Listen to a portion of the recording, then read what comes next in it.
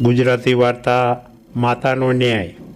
એક સમયે અકબર બાદશાહના દરબારમાં બે સ્ત્રીઓ લડતી ઝઘડતી આવી।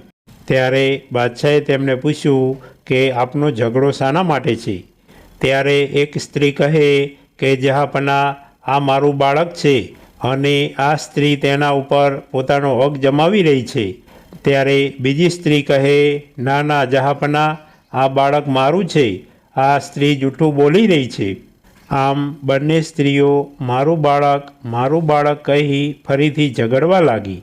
તે બંને સ્ત્રીઓની બાળક માટેની ઉગ્ર દલીલો જોઈ બાદશાહ અકબરે બિરબલને પૂછ્યું કે આમાં કઈ સ્ત્રી સાચું બોલે છે અને કઈ સ્ત્રી ખોટું બોલે છે તે ખબર કેમ પડશે? બાદશાહનો પ્રશ્ન સાંભળી બિરબલે બાદશાહને કહ્યું, જહાંપનાહ, આપ આજ્ઞા કરો તો હું હમણાં જ આ ઝઘડાનો ફેંસલો કરી આપું। બિરબલની વાત સાંભળીને અકબર બાદશાહ કહે, હા હા બિરબલજી, આપ જલ્દીથી ફેંસલો કરો।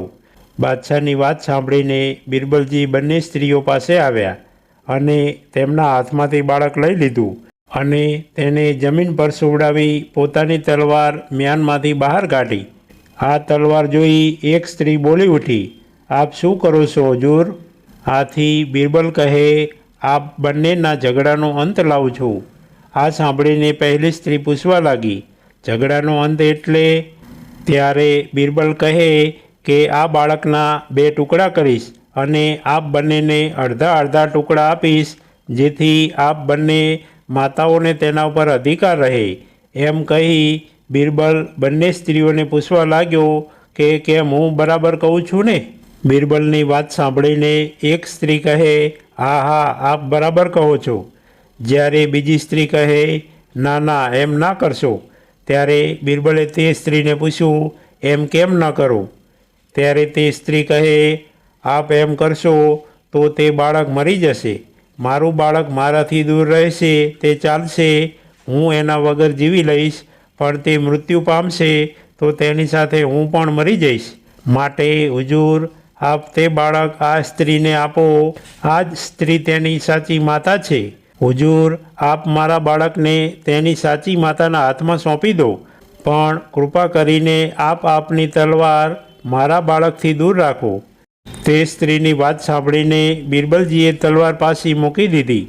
પછી તે બાળકને હાથમાં લઈ બીજી સ્ત્રીને પૂછવા લાગ્યા કે શું કરું? ત્યારે તે બીજી સ્ત્રી કહે, હુજૂર, જોયું, આ મારું જ બાળક છે। આ સ્ત્રીએ પણ કહી જ દીધું છે કે આ બાળક મારું છે, માટે લાવો આ બાળકને મને આપી દો, હું જ એની માતા છું। આ સાંભળીને બિરબલજી એ સ્ત્રી પર ખીજાયા અને કહેવા લાગ્યા, તું ચૂપ કર, આ બાળક તારું નથી, પણ આ પહેલી સ્ત્રીનું છે। એમ કહી તે બાળકને પહેલી સ્ત્રીના હાથમાં મૂકી દીધું અને પછી બાદશાહની સામે જોઈ કહે, જહાંપનાહ, ફેંસલો થઈ ગયો।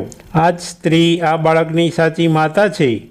બિરબલજીની વાત સાંભળીને બાદશાહ પૂછવા લાગ્યા કે બિરબલજી, આપે કેવી રીતે જાણ્યું? બાદશાહ અકબરનો પ્રશ્ન સાંભળીને બિરબલજી કહે, જહાંપનાહ, માતૃત્વની પણ ભાષા અનેરી હોય છે।